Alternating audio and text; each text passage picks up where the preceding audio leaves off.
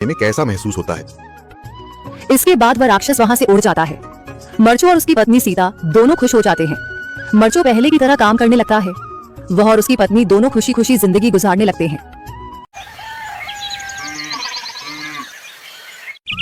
मर्चू जंगल से लकड़ियां काटकर बाजार में बेचने गया, लेकिन उसे लकड़ियों के अच्छे दाम नहीं मिले।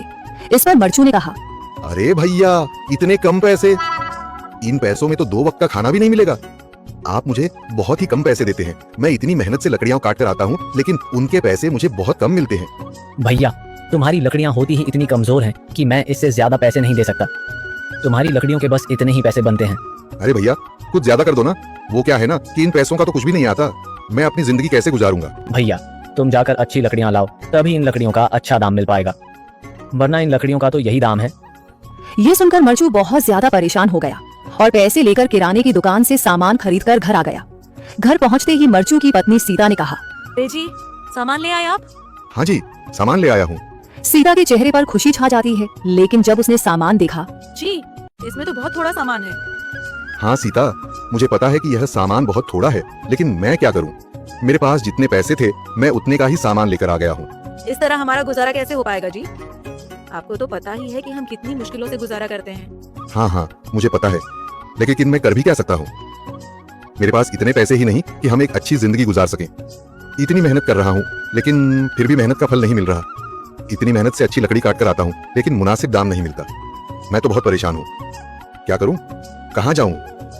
अरे जी, आप परेशान न हो, आप कोई और काम देख लें। मैंने कई बार काम तलाशने की कोशिश की, पर किसी ने भी मुझे काम नहीं दिया।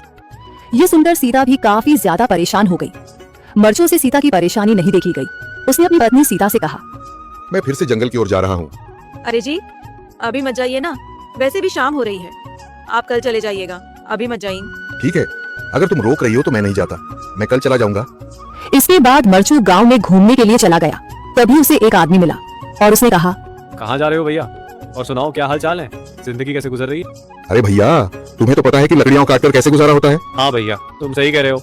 और आसपास के जंगलों में अच्छी लकड़ियां भी नहीं है। इसके लिए तो जंगल के अंदर जाना पड़ेगा। पर जंगल के अंदर तो काफी सारे जंगली जानवर होंगे। मुझे बहुत डर लगता है भैया, मैं जंगल में कैसे जाऊंगा। हाँ भैया, जंगली जानवर तो होंगे, लेकिन अच्छी लकड़ियां तो वहीं से ही मिलेंगी।